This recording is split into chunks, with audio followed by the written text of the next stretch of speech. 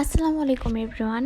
আগের ভিডিওতে আপনাদের সাথে আমাদের মাওয়া ঘোরাঘুরির পার্ট 1 শেয়ার করেছিলাম। আজ আপনাদের সাথে পার্ট 2টা শেয়ার করব। তো চলুন শুরু করা যাক। সেদিন আমরা মাওয়াতে ঘুরতে গিয়েছিলাম। নর্মাল একটা দিন ছিল, যার কারণে মাওয়াতে কিন্তু একদম ভিড় ছিল না। সাধারণত শুক্রবার অথবা যে কোনো ছুটির দিনে মাওয়া গেলে অনেকটা ভিড় থাকে। ভিড় আমার একদমই ভালো লাগে না, এ কারণেই নর্মাল একটা ডেতে আমরা মাওয়া গিয়েছিলাম। সন্ধ্যার সময় মাওয়াতে গেলে কিন্তু অনেক ভালো লাগে, কারণ এ সময় নদীর ঠান্ডা বাতাসটা বয়ে আসে। যাই হোক, আজ আমাদের কপালটা কিছুটা খারাপ ছিল, কারণ আমরা যখন এসেছিলাম তখন থেকে কারেন্ট ছিল না, যার কারণে বেশিরভাগ দোকানগুলোই একদম অন্ধকার ছিল।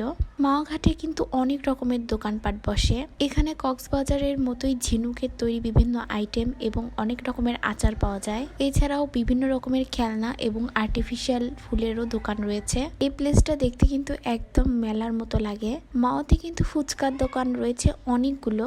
যেহেতু বেশি লোকজন ছিল না, এ কারণে হাঁটাচলা করে অনেক ভালো লাগছিল। যাই হোক, এরপর আমি একটি মুড়ি মাখা খেয়েছিলাম, যেটার আউটলুক দেখতে কিন্তু অনেক ভালো ছিল।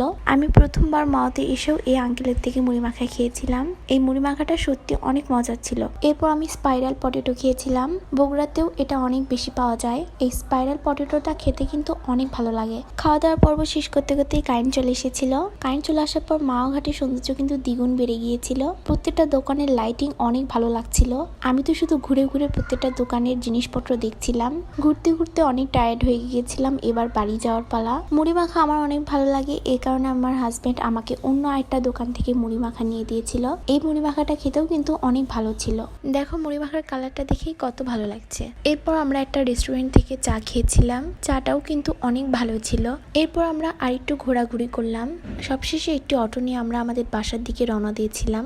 লাইটিং এর কারণে বোঝা যাচ্ছে না, কিন্তু রাস্তাটা অনেক সুন্দর ছিল। রাতের বেলা ঘুরতে তো আমার অনেক ভালো লাগে, যার কারণে আমি একটু বোরিং হচ্ছিলাম না। দেখতে দেখতে আমরা বাসার সামনে চলে এসেছিলাম। এদিকে আমার আরো কিছু খেতে মন চাচ্ছিল, যার কারণে আমার হাজবেন্ড আমাদের বাসার সামনে সিঙ্গারার দোকান থেকে সিঙ্গারা নিয়ে দিয়েছিল। এই সিঙ্গারাটা খেতে কিন্তু অনেক মজা ছিল। আমরা মাঝে মাঝে এই সিঙ্গারা কিনে খাই। অবশেষে বাসায় চলে আসলাম। আজকের ঘোরাফেরা আমার কাছে অনেক ভালো লেগেছে। এভাবে হঠাৎ করে ঘুরতে যেতে কিন্তু অনেক ভালো লাগে। উত্তরবঙ্গে যারা থাকো তারা ঢাকায় আসলে একবারের জন্য হলো মাওয়া ঘাটে ঘুরে যেও। নদীর এই পরিবেশটা কিন্তু সত্যি অনেক সুন্দর লাগে। দূর থেকে দেখা যায় আমাদের স্বপ্নের পদ্মা সেতু। সূর্যাস্তের সময় সত্যি এর সৌন্দর্যটা দ্বিগুণ হয়ে যায়। যাই হোক, আজকের ভিডিওটা এই পর্যন্তই। আমার পেজটাতে সবাই লাইক, কমেন্ট এবং ফলো করে দিও। অবশ্যই তোমরা একটা করে কমেন্ট করে যাবে। তোমাদের কমেন্ট দেখলে আমার অনেক ভালো লাগে। যাই হোক, তোমরা সবাই ভালো থেকো এবং আমার পেজের সাথেই থেকো। আল্লাহ হাফেজ।